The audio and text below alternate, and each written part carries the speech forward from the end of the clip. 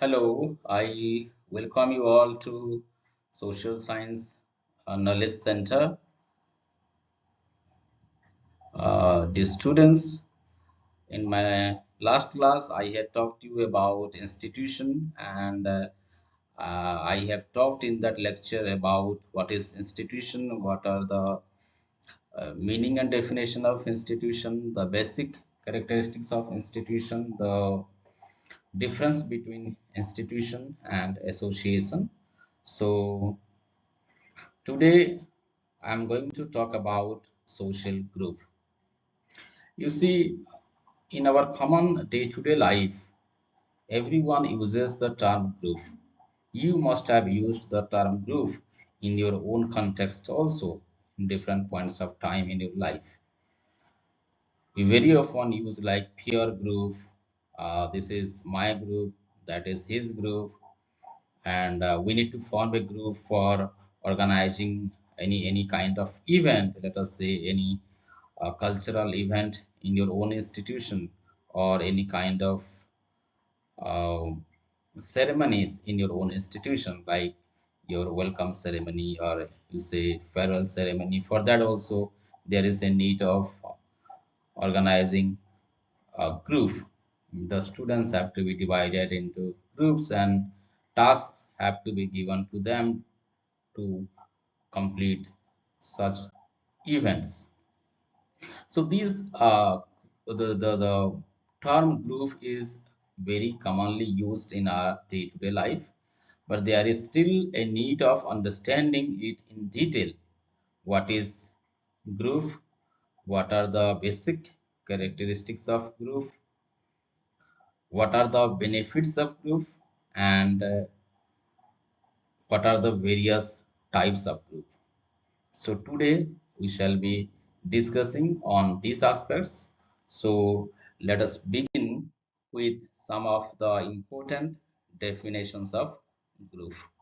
The first definition is given by Marshall Jones, who says a social group is two or more people between whom there is an established pattern of interaction. This established pattern of interaction, this is very important feature of this definition. When we talk about group, it is not simply a combination of two or more people. Rather, there must be some established pattern of interaction between these people. The next definition is given by MacIver. By group, we mean any collection of human beings who are brought into social relationship with one another. So here emphasis is given on this social relationship. You see, in this definition also there is collection of human beings.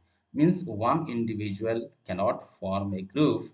Rather, for the formation of group, there is a need of collection of human beings and who are brought into social relationship with one another. So they must be in relationship with one another for formation of group. Another definition is given by Williams, who uh, says that a social group is a given aggregate of people playing uh, interrelated roles and recognized by themselves or others as a unity of interaction. So a social group is a given uh, aggregate of people who playing interrelated roles. This interrelated roles is important and they should be recognized by themselves or others as a unity of interaction. So in this definition also we find a given aggregate of people means there should be some people who come forward to form the group and they must be having interrelated roles and they must be recognized by themselves or others as a unity of interaction. So these are some of the important definitions of group given by different social scientists. Let us move forward and discuss about some of the important characteristics of group. So the first one is a sense of we feeling. That means the people who come together and form the group, they should have a sense of we feeling. They must feel that they are part of the group and they are united. They must have a collaborative attitude among themselves and they must feel that they are part of that particular group. Common interest. Basically, when we talk about group, the members of the group have common interest. There are various types of group like primary group, secondary group, in group, out group, reference group. There are basic types which we shall be discussing later on. But any type of group you talk about, whether it is a small group or it is a very large group, there are common interest among the people who form a group. A feeling of unity. So the members of the group must be united together. They must feel that they are united and they do not have in conflict with one another. Rather, they are working together for the achievement of their goals of the group. Then their relatedness to each other. The members of the group feel that they are related with one another. They are connected with one another. The group members are affected by group characteristics in the sense that if there is any kind of common values of the group, if they are part of the group, then the group characteristics affect the individuals who are member of the group. Then each and every group has some common values. You see, value is very, very important in our personality development, and many times the behavior of a person is also shaped by the value system, and the group has also common values, and every member of the group must follow those common values. The members of the group must conform to the values of the group. So you see, in a group, we find common values. Then there is also some kind of control mechanism of the group, and the group controls the behavior of the people. For example, if you talk about family as a primary group, that also controls the behavior of the member within the family. If you talk about peer group, if you talk about neighborhood, in each and every type of group, the group directly or indirectly controls the behavior of the members of the group. And definitely the members of the group are obligated towards their own group. They have a sense of obligation towards the group.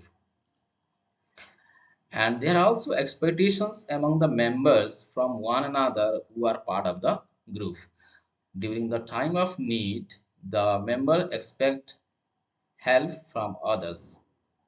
For example, if you talk about your own peer group, if you are in a peer group, you are in some difficult situation, let us say, then definitely your friend circle, your friends, they would be the first person to come forward and help you. Okay, so the expectations is there among the members of a group, and they expect some collaboration, a sense of sympathy from other members of the group. Then size of the group. Regarding the size of the group, you can say that some group may be smaller in size, some group may be larger in size. So there is no such definite rules regarding what would be the size of the group. It depends upon what kind of group it is and for what purposes this group has been formed. Depending upon this, there is size of the group. Now, based on our discussions on the definitions and characteristics of group, let us discuss some of the important features, salient features of group, which is just a recapitulation of what we have discussed earlier. In group, one or more individuals come together and influence each other. Secondly, there must be some social relationship between the individual members of a group. It sometimes happens that there exists some common motives, drives, interests, emotions, etc. There is also need for communication among the group members. It may be verbal or non-verbal. So you need to think about this verbal and non-verbal communication. Means you need to understand that the communication may not be always verbal, rather the communication may be either verbal or it may be non-verbal. Then group has some common object of attention and group members stimulate each other. So the group members have a common object of attention and group members stimulate each other. Then the next one is group members have common loyalty and participate in similar activities. A feeling of unity is essential for group. Group members treat each other as their own and a sense of sympathy develops among them. Similarly, uh, similarity of behavior in group life indicate that the action of the members are controlled by the group. There are some customs, norms, and procedures which are acceptable to everyone, but if exception happens, then they will be criticized by the public.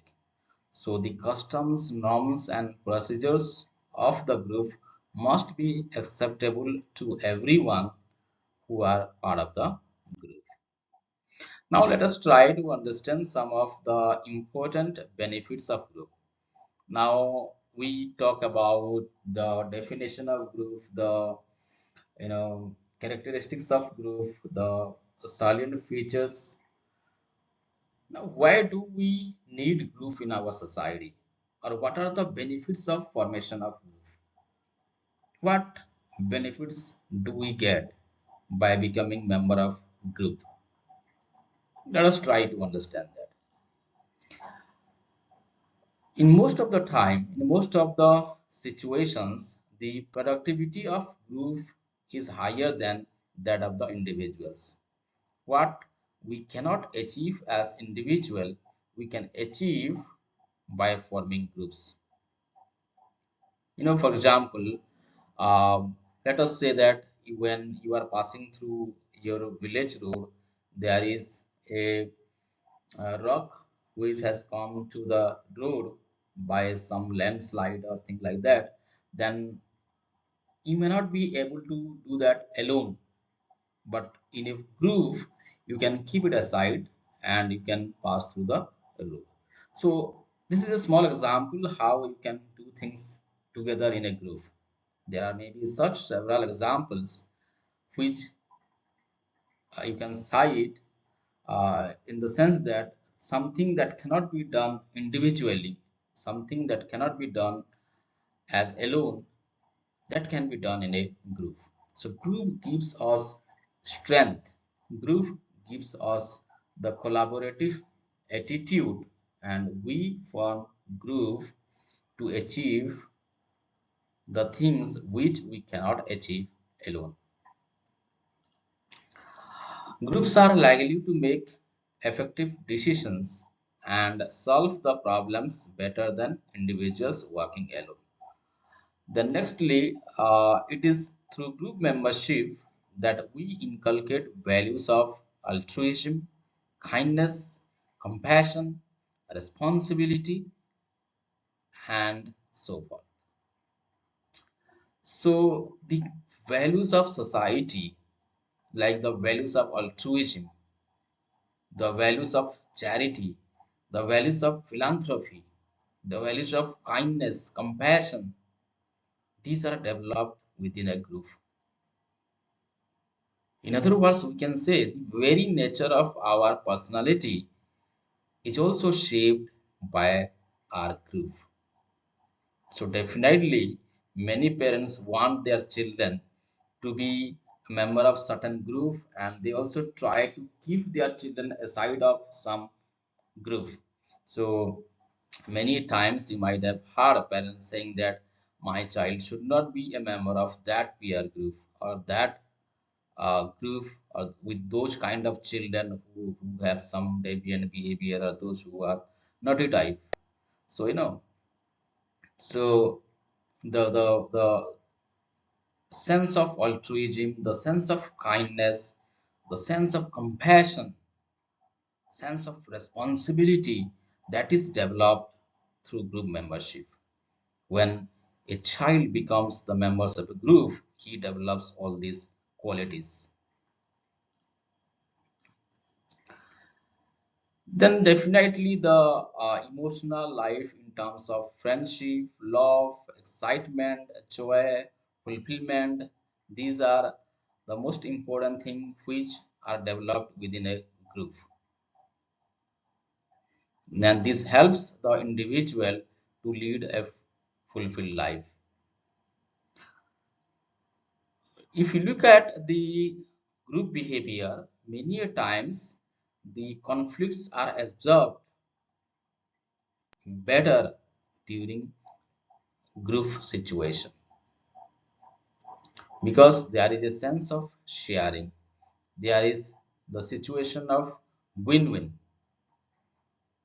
Okay, this is very important to understand this win-win situation. Maybe in my later part, I shall prepare a video on this also.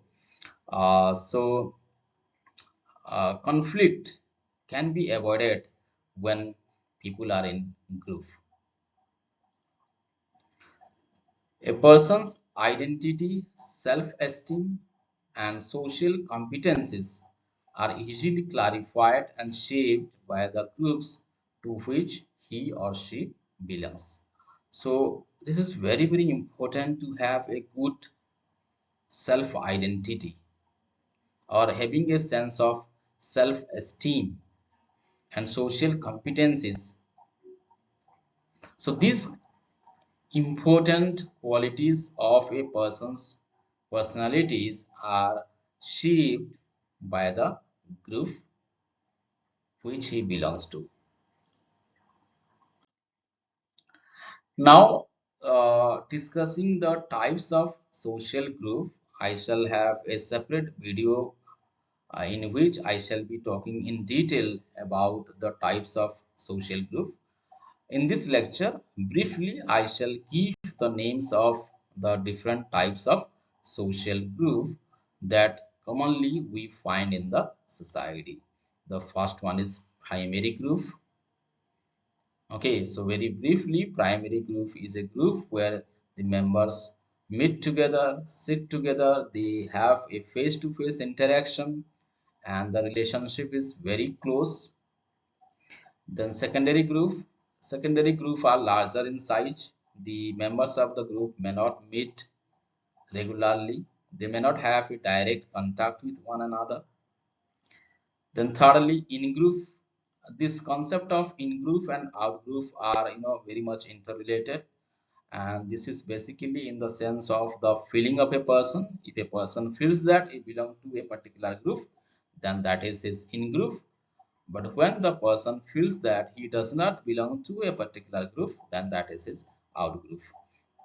So a reference group is a group that is referred by other group, and most of the times the reference group is considered to be the ideal type of group, and the members of other group refer to the group as their ideal group. So the students, I shall have a different session regarding these types of social group. So with this, I end today's lecture, and I wish you all a happy day. So have a good day and be happy. Thank you very much.